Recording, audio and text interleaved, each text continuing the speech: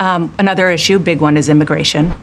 As Vice President, you were tasked with addressing the root causes of migration in southern countries and northern part of Central America. The northern part of Central America that affects the southern border of the U.S.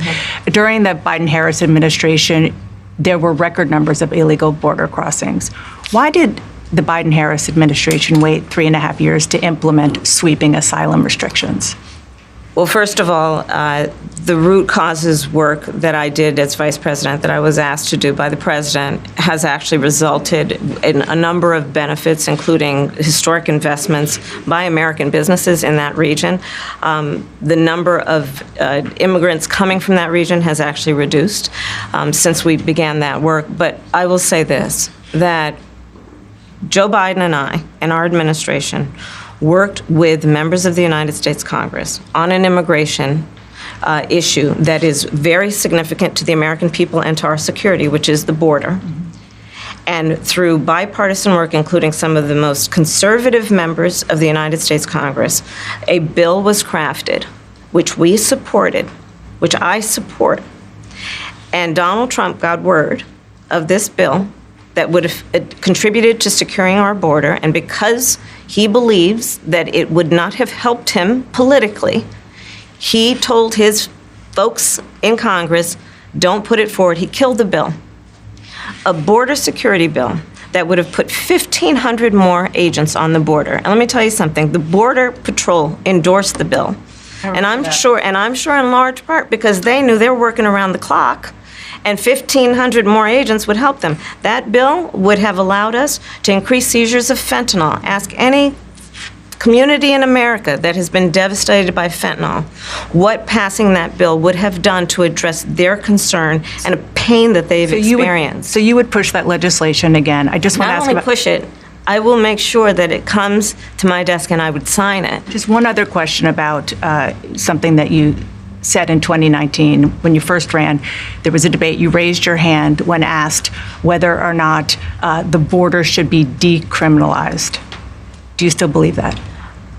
I believe there should be consequence. We have laws that have to be followed and enforced that address and deal with people who cross our border illegally, and there should be consequence. And let's be clear, in this race, I'm the only person who has prosecuted transnational criminal organizations who traffic in guns, drugs, and human beings. I'm the only person in this race who actually served a border state as Attorney General to enforce our laws, and I would enforce our laws as president going forward. I recognize the problem. Generally speaking, how should voters look at some of the changes that you've made, that you've explained some of here in your policy? Is it because you have more experience now and you've learned more about the information? Is it because you were running for president in a Democratic primary? And should they feel comfortable and confident that what you're saying now is going to be your policy moving forward? Dana, I think the most important and most significant aspect of my policy perspective and decisions is my values have not changed. You mentioned the Green New Deal. I have always believed, and I have worked on it, that the climate crisis is real, that it is an urgent matter to which we should apply metrics that include holding ourselves to deadlines around time. We did that with the Inflation Reduction Act. We have set goals for the United States of America and by extension the globe around when we should meet certain standards for reduction of greenhouse gas emissions, as an example. That value has not changed. My value around what we need to do to secure our border, that value has not changed. I spent 2 terms as the Attorney General of California prosecuting transnational criminal organizations, violations of American laws regarding the illegal passage of guns, drugs, and human beings across our border. My values have not changed. So that is the reality of it. In 4 years of being vice president, I'll tell you, one of the aspects to your point is traveling the country extensively. I mean, I'm here in Georgia. I think somebody told me 17 times since I've been vice president in Georgia alone. I believe it is important to build consensus And it is important to find a common place of understanding of where we can actually solve problems. On that note, you had a lot of Republican speakers at the convention. Will you appoint a Republican to your cabinet? Yes, I would. Anyone Yes, in mind? I would. No one in particular in mind. We got 68 days to go with this election, so I'm not putting the cart before the horse. But I would. I think it's really important. I have spent my career inviting diversity of opinion. I think it's important to have people at the table when some of the most important decisions are being made that have different views, different experiences. And I think it would be to the benefit of the American public to have a member of my cabinet who was a Republican. I want to ask you about your opponent, Donald Trump. Okay. I was a little bit surprised. People might be surprised to hear that you have never interacted with him, met him face to face. That's going to change soon. But what I want to ask you about is what he said last month. He suggested that you happened to turn black recently for political purposes, questioning a core part of your identity. Yeah. Any? Same old tired playbook. Next question, please. That's it?